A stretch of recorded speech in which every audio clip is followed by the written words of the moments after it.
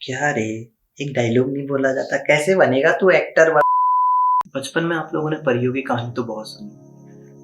अगर आप उत्तराखंड से हैं तब तो ज़रूर अपने आमा बुबू लोगों से आपने कितनी कहानियाँ सुनी होंगी। और ऐसे कहा जाता है कि उत्तराखंड के इतिहास में झांका जाए तो कदम कदम पे कई कहानियाँ निकल के आती हैं। उनमें से एक खैट पर्वत के बारे में और उससे जुड़े जीतू बगड़वाल के बारे में।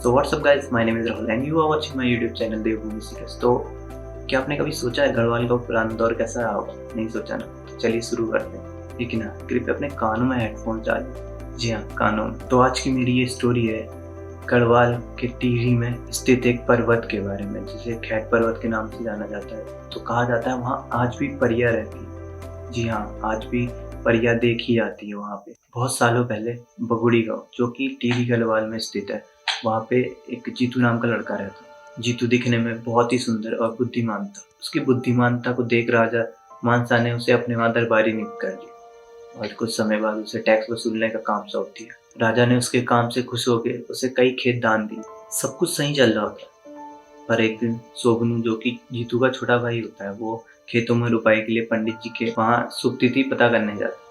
तो पंडित जी कहते हैं कि सोगनू देखो, इस साल तो तुम्हारे खेतों में रुपाई के लिए कोई भी दिन शुभ नहीं है। तो सोगनू परेशान हो जाता है और पूछता है घबराहट में कि पंडित जी, कोई तो तरीका होगा जिससे हम खेतों में रुपाई कर सकें, नहीं तो ऐसे तो हमारे पूरी साल कोई फसल नहीं उगेगी।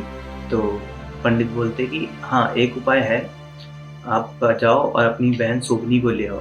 आपके हाथों से नहीं रुपाई हो सकती, लेकिन सोगनी के हाथ से हो सकती है। तो सोगनू घर जाता है और जीतू को सारी बातें बताता है कि पंडित जी ने ऐसा ऐसा बोला और सोगनी को लेने उसके ससुराल जाना, उसको लाना है वहाँ से। तो जीतू बड़ा खुश हो जाता है और बोलता है कि मैं जाऊँगा सोगनी को लेने। सोगनी के ससुराल में भन्ना नाम की एक लड़की रहती है, जिससे जीतू बहुत प्यार करता है और भन्ना भी जीतू से उतना ही प्यार करता है। तो अगली सुबह जीतू तैयार होता है भन्ना से मिलने की खुशी में, अपनी बहन के ससुराल उसको लेने को जाता है और अपने साथ अपनी बांसुरी ले जाता है। तो जो जीतू है वो बांसुरी, काफ़ी अच्छी बांसुरी बजाता है, तो वो चला जाता है। उस टाइम गांव में गाड़ी वाड़ी तो होती नहीं थी, पैदल ही जाना था हर जगह। काफ़ी दूर जाने के बाद वो थक जाता है, एक जगह बैठता है और वो जगह होती है खैट पर्वत। अब जीतू बैठे बैठे भन्ना की याद में बांसुरी बजाने लगता है। कुछ समय बाद जीतू को पायलू की आवाज़ सुनाई देने लगती है और जब जीतू धीरे धीरे अपनी आंखें खोलता है तो देखता है कि 9 सुंदर परियां उसके आसपास उसकी बांसुरी की धुन में नाच रही होती। जीतू समझ जाता है कि उसकी बांसुरी की धुन उन परियों को उनके लोक से धरती पे ले आई है। और जीतू ये भी समझ जाता है कि ये परियां अब उसे अपने साथ लेके ही आएंगी। अब जीतू काफ़ी मिन्नतें करता है कि वो उसे छोड़ दे और अपने साथ ना ले जाए, लेकिन परियां अपने जिद पे अड़ी रहती हैं। तो जीतू कहता है ठीक है, मैं तुम्हारे साथ चलने को तैयार हूँ, लेकिन मुझे कुछ दिनों का टाइम दो ताकि मैं अपने परिवार को मिल पाऊँ और अपने अधूरे काम पूरे कर पाऊँ। तो परियां कहती हैं ठीक है, हम तुम्हें 6 गति आषाढ़ का टाइम देते हैं। 6 गति आषाढ़ तो जून का ही समय, तो दे देती है उनको टाइम। तो कहती है कि हम ये समय पूरा होते ही हम तुम्हें ले जाएंगे। फिर जीतू जाता है अपने घर और किसी को नहीं बताता ये सब बातें, और सारा काम वाम करता है, रुपाई उपाई खेतों में करता है। उसके बाद जैसे ही रुपाई उपाई पूरी हो जाती है, उसका समय पूरा हो जाता है, परियां उसे आती है और ले जाती है।